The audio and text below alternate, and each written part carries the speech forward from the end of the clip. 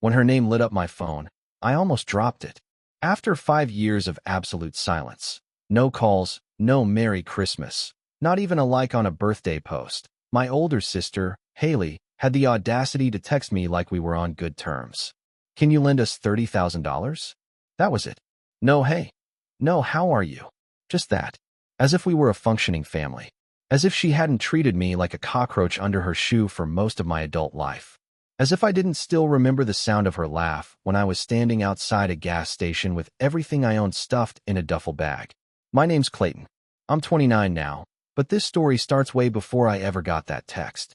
If you've got time, I'll tell you exactly how I got here, and why Haley has absolutely no idea what's coming. I grew up in a house where silence was louder than shouting. My dad passed away when I was 6, and from that moment on, Mom checked out emotionally. She did the bare minimum: meals, school forms, the occasional dentist appointment, but affection? Support? Forget it. And Haley, being 7 years older, took full advantage of that vacuum. She was the golden child, valedictorian, star of the swim team, and the apple of my mother's eye. Me? I was the weird, quiet kid who liked books and computers.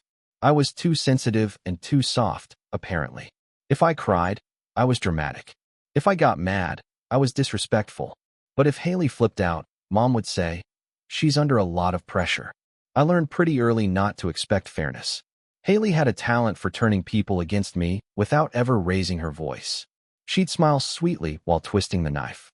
When I was 14, I saved up for weeks to buy a used tablet off Craigslist. It wasn't anything special, but it was mine. The next day, it was gone. Mom claimed I probably lost it, and Haley said, "Clayton's always misplacing things." 2 years later, I found it in her old swim bag when we were moving houses. When I confronted her, she smirked and said, "Oh, that? I thought it was just lying around." No apology, no guilt. And Mom just sighed and said, "Let's not start something." I eventually stopped confronting her about anything. By the time I was 19, I couldn't take it anymore. The house felt like a prison where I was the only inmate. I tried college for a semester, but tuition was a beast and financial aid barely scratched the surface. I dropped out and picked up a job at a hardware store to get by. Haley was off at grad school, fully funded by Mom's savings. Even though there wasn't any money for me to go to college. I never hated her. Not then. I just figured some people were born lucky, and I wasn't one of them. Things got worse in my early 20s. I had a string of bad luck. A stolen car, a cheap landlord who refused to fix a gas leak, which made me sick for weeks, and then the final blow: my roommate bailed on rent without notice. I couldn't make up the difference in time, and just like that, I was homeless. Not sleeping on a friend's couch homeless. Actual homeless. For a few weeks, I lived out of my car, when I had one. When it got towed, thanks to unpaid tickets I couldn't afford, I started bouncing between shelters and the occasional 24-hour diner if I had a few bucks. I didn't tell anyone. Not because I was ashamed, but because I knew what they'd say.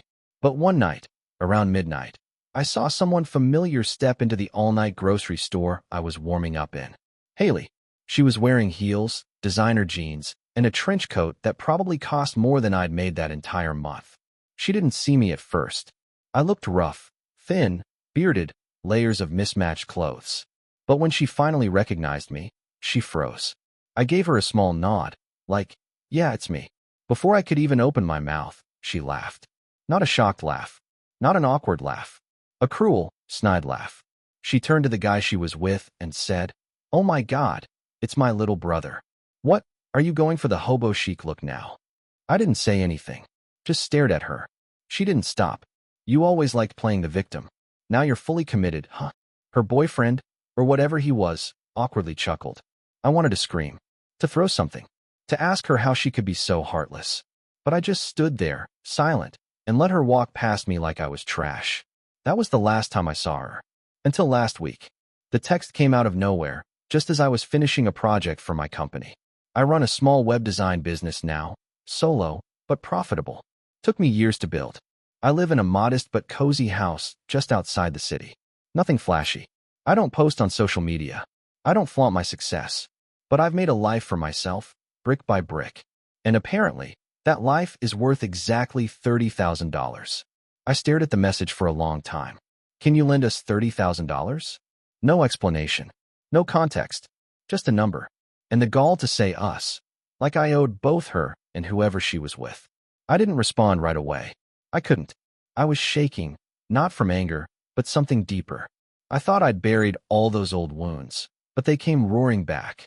I paced the room for hours, replaying everything in my mind. The tablet, the mocking laughter, the night in the grocery store. And now she wanted my help? No, this wasn't going to be that kind of story. She had no idea who I'd become, and I had no intention of being the bigger person. But I needed more information.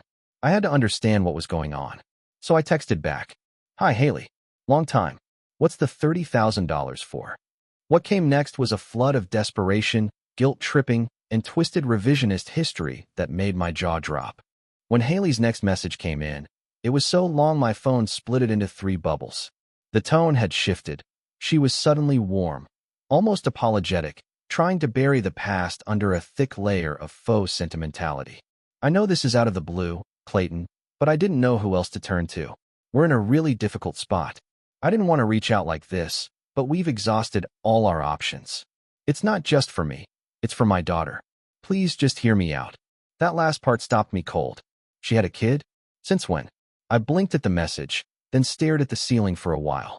I hadn't heard a word about Haley's life since that night at the grocery store.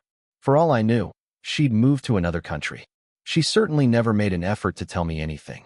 And now she was dropping the "I'm a mom" card, hoping it'd unlock some hidden brotherly instinct. It almost worked. Almost.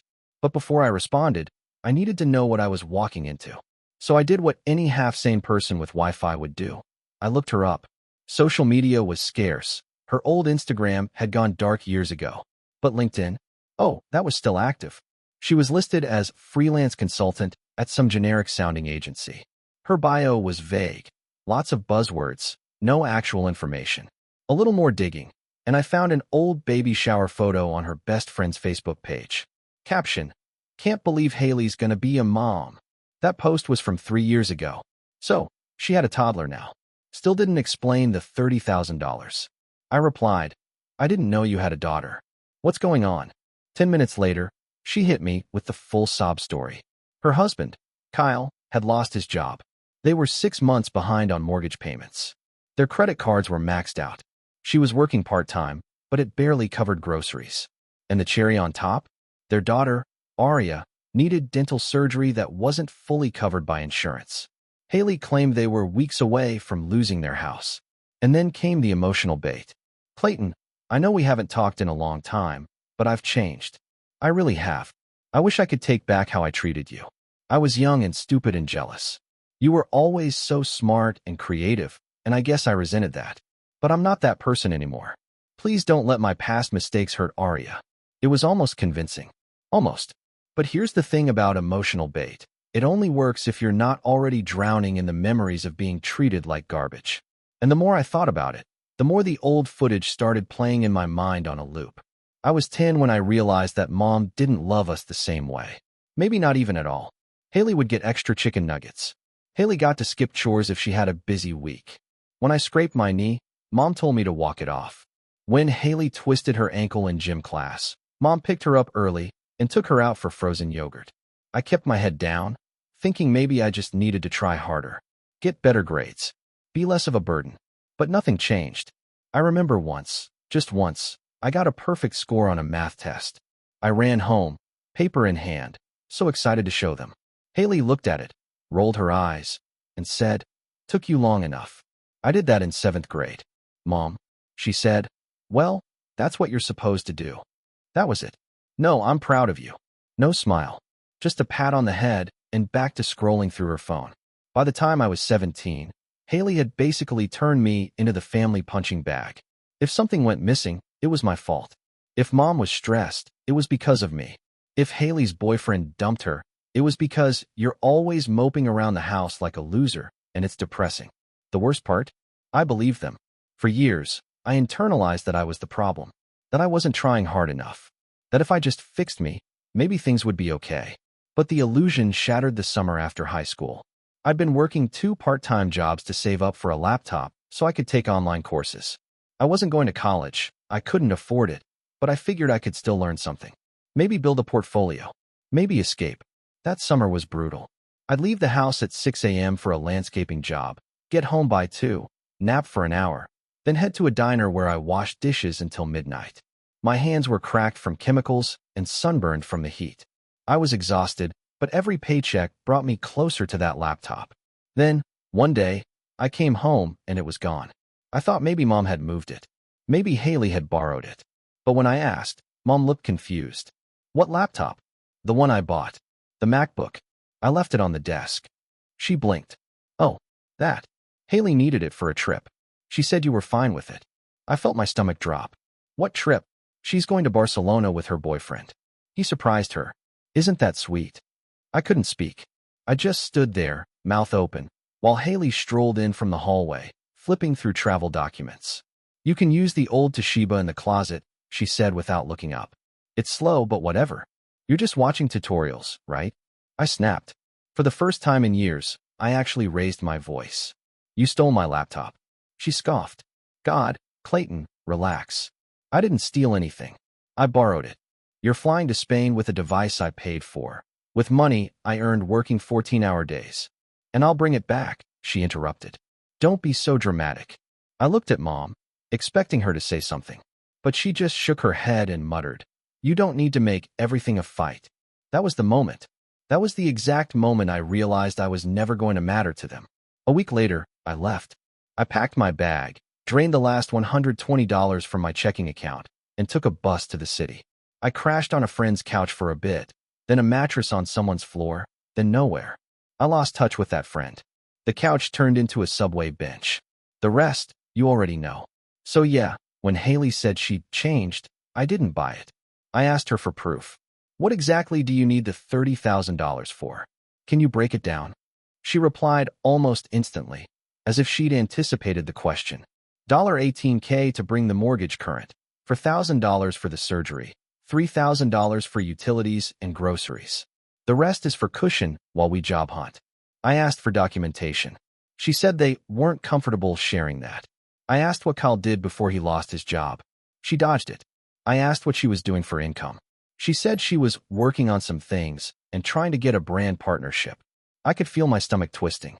Not out of guilt, out of anger. The same old entitlement, wrapped in a new costume. She still thought she could guilt me into saving her. Still assumed I'd roll over the second she dangled some half-hearted apology in front of me. I didn't respond for 2 days. She messaged again. This time, colder. Clayton, I'm serious. I wouldn't be asking if it wasn't urgent. You can help us. You just don't want to. That one hit a nerve. She was right. I could help. I had more than enough in my savings to float them. I'd worked hard, invested smart, lived modestly. I was in a position to make that kind of loan. But she was also dead wrong. It wasn't that I didn't want to help. It was that I refused to be her doormat again. And that's when I knew what I had to do. She thought she was texting the same little brother she used to bully into silence.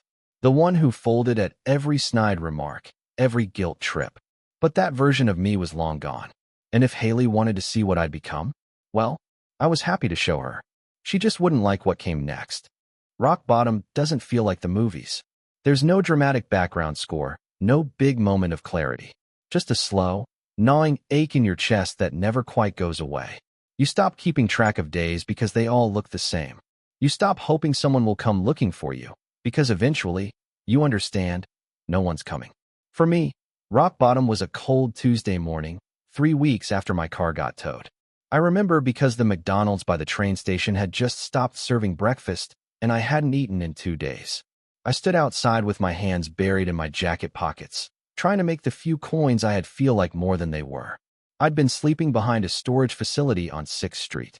There was a little alley no one bothered with, and the trash bins there didn't smell as bad as the ones in the next block.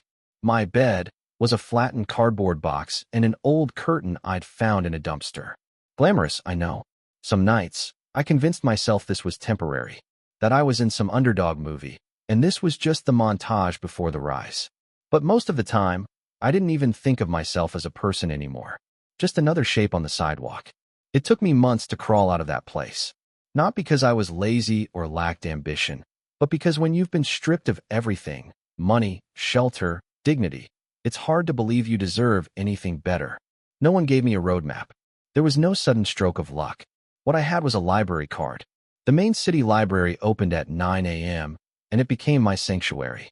Warm, quiet, and, most importantly, free Wi-Fi. I'd sit at the far corner, near the outlets, and scroll through job boards.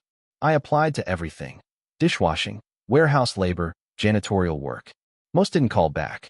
A few did, but once they saw my ID listed no permanent address, the offers vanished. Eventually, I caught a break. A small, family-owned print shop near downtown needed someone to clean and close up in the evenings. The owner, Peter, was in his late 60s and didn't care about my background as long as I showed up on time and didn't steal toner. He paid me under the table, minimum wage, cash in hand. It wasn't much, but it was something. More importantly, he let me use the computer in the back when the shop was closed. That changed everything. I used those quiet hours to teach myself HTML and CSS, then JavaScript, then WordPress. Every tutorial I could find, every forum thread, every YouTube video. I consumed it like it was oxygen. My brain, starved for stimulation for so long, lit up with every new concept I learned. I started rebuilding something that looked like confidence, something that felt like control. I'd always loved problem solving. Even as a kid, I could sit with a puzzle for hours. Web development felt like that, like untangling a knot one strand at a time. One night, Peter walked in early and found me halfway through designing a sample website for a fake coffee shop. I panicked, thinking he'd tell me to stop using his stuff. Instead, he looked at the screen for a moment, then said, "That actually looks pretty damn good." I blinked. "You think so?" He shrugged. "Better than what I paid my nephew to make for our business site. You want to try fixing ours?" I did. Spent the weekend revamping his cluttered 2007 nightmare into something clean, modern, and responsive. When he saw the finished product, he slipped me an envelope with 2 crisp $100 bills. "Tell people you built this." "I'll vouch for you," he said. I must have stared at the money for a full minute before I nodded. That moment, that envelope, wasn't just payment. It was the first time in my adult life someone looked at me and saw potential. I used that project as my portfolio. Created a simple one-page site advertising myself as a freelance web designer. WordPress sites, landing pages, Shopify tweaks. I listed it all, even the things I was still learning. Then I posted it on Craigslist, Facebook groups, Reddit. And I got nothing. For weeks, not a single inquiry. But I didn't stop. I kept learning, kept refining, kept reaching out. Every morning, I cleaned the print shop. Every night, I built fake projects for fake clients to fill out my site. Then, finally, it happened. A yoga instructor named Sheila needed a new website for her studio. Her cousin had bailed halfway through the build. She'd seen my ad in a community Facebook group. "I don't have much of a budget," she warned. "I don't need much," I said. She paid me $200. I built the entire thing in 4 days, worked through the nights, triple-checked every link, optimized it for mobile, even made her a logo. She was so impressed she referred me to her friend, a wedding planner. That job led to another, then another. I reinvested every dollar. First, a real pair of shoes, then a used Chromebook. Then, finally, a tiny room in a boarding house. No kitchen, shared bathroom, but 4 walls and a lock. For the first time in over a year, I had an address again. It was like standing at the edge of a cliff and realizing there's a ladder behind you. I wasn't out of the canyon, not yet. But now I could climb. I didn't tell anyone from my old life. No calls to mom. No updates to Haley. As far as they knew, I'd disappeared. And that suited me just fine. Because I wasn't building a comeback for their approval. I was building it for me. In 6 months, I had a full roster of clients. Small businesses, nonprofits, even a couple of e-commerce stores. I taught myself SEO, conversion copywriting, A/B testing. Started charging more. Outsourced some tasks to other freelancers. A year after moving into that boarding house, I moved out. Into my own place.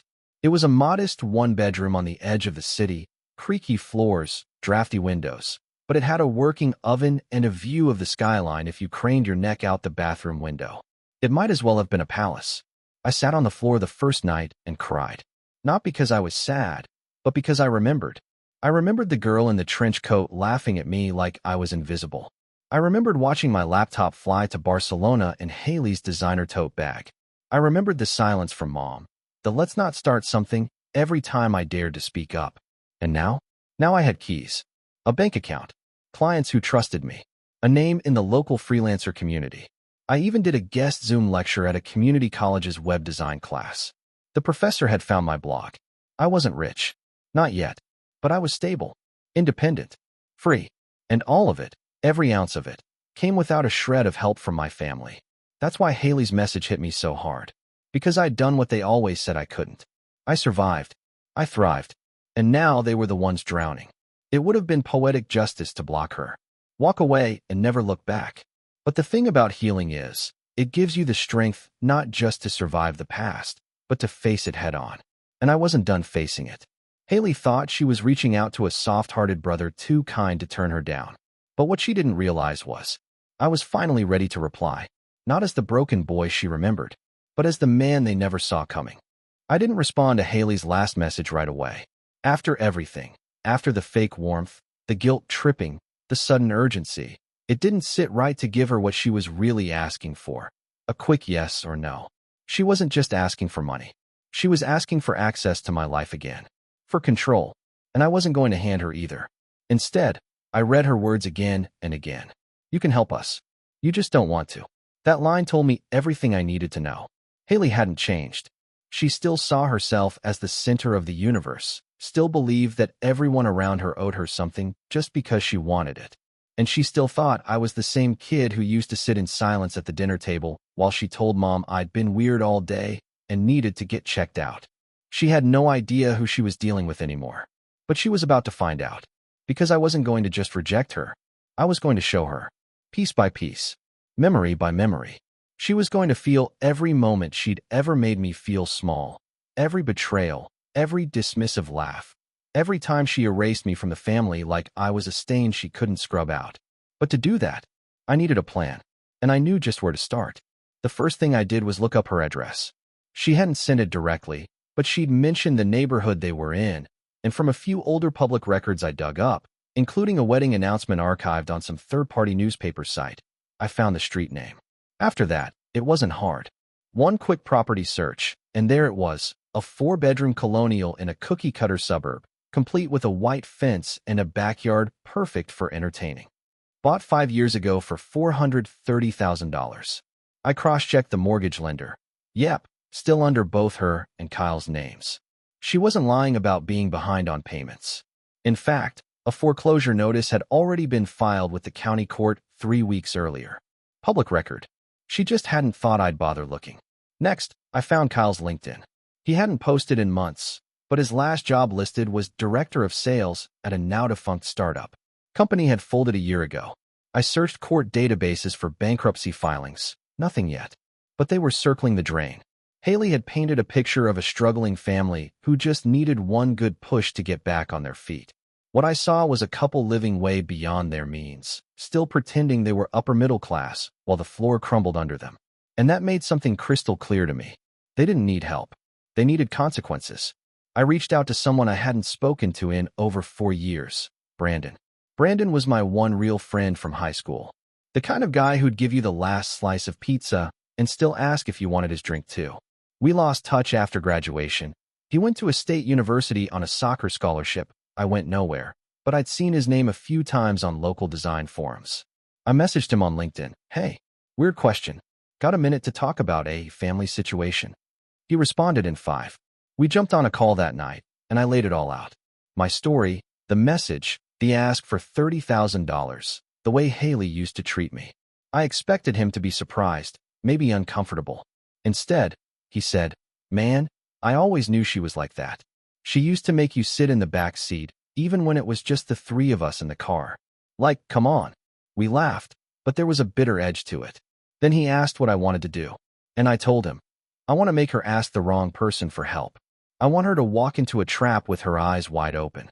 And I want her to realize that the little brother she stepped on all those years ago, he built the floor she's standing on. He whistled through his teeth. All right, Lex Luthor. I'm in. We got to work. First step, fake opportunity. Haley was desperate.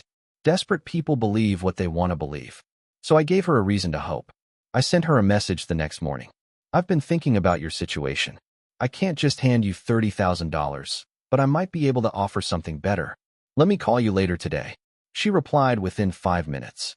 Yes, Please. I'll make time. Of course she would. When we got on the phone, I kept my voice calm. Warm, even. The way you talk to someone you hadn't seen in years, but were willing to forgive. I played my part perfectly. I told her about my business, how I'd grown a freelance web design brand into a full-time consultancy. I didn't brag. I didn't gloat. I simply explained that I now had more work than I could handle, that I'd been looking for someone to help with the administrative side, calls, emails, scheduling, social media outreach. I was thinking, I said slowly, if you're really looking for work and you're serious about turning things around, maybe I can bring you on. There was a pause. Then her voice, soft and calculated. You'd hire me? I wouldn't call it hiring, I said, carefully choosing my words. But yeah, think of it like a paid internship. Short term, just to get you some money and experience. If it goes well, maybe more. She asked how much. I offered $1,500 a week, under the table. Enough to give her hope. Not enough to fix anything. She agreed immediately. Hook, line, sinker. Now came the bait. I sent her an onboarding packet. Fake, but realistic. Brandon helped me design it. It had a sleek logo, email templates, client scripts, a non-disclosure agreement. All fabricated. All just convincing enough to pass under a desperate eye. Then I gave her a task. Client outreach, I said. I'll send you the list. Just keep it professional. The list was real, but the emails were fake. We set up a dummy domain, complete with reply addresses that all routed back to me and Brandon. Haley would think she was emailing actual leads when in reality, we were monitoring everything she sent, watching how she pitched, how she cut corners, how she tried to embellish. And she didn't disappoint. Within a week, she'd already fudged a pitch, lied about her management experience, and accidentally CC'd me on a reply where she called a potential client a pain in the butt because they asked too many questions. Brandon and I documented everything. The next phase of the setup was more psychological. I told her she was doing great, that she was picking things up fast, that I was impressed. And slowly, I could hear the shift in her voice.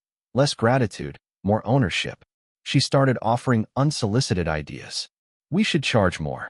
We should automate this. We should outsource that. As if she'd built this with me. It was déjà vu.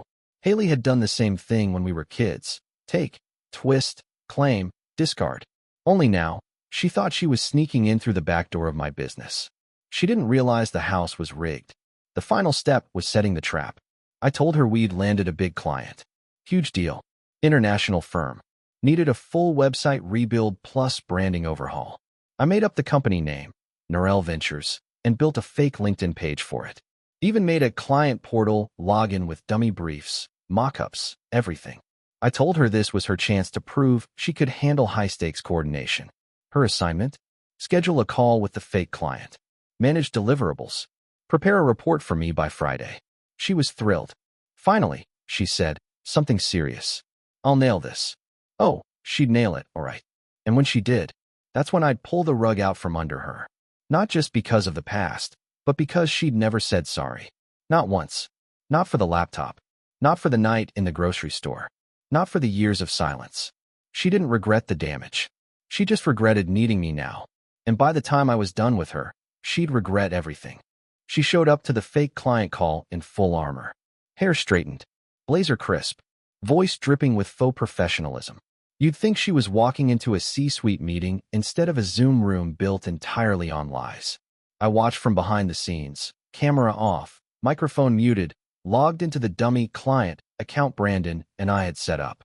Haley had no idea the voice on the other end was a filtered version of Brandon's. He was using a pitch modulator and reading from a script we'd spent hours writing. One that pushed every button we knew would trigger her ambition, her entitlement, her desperation.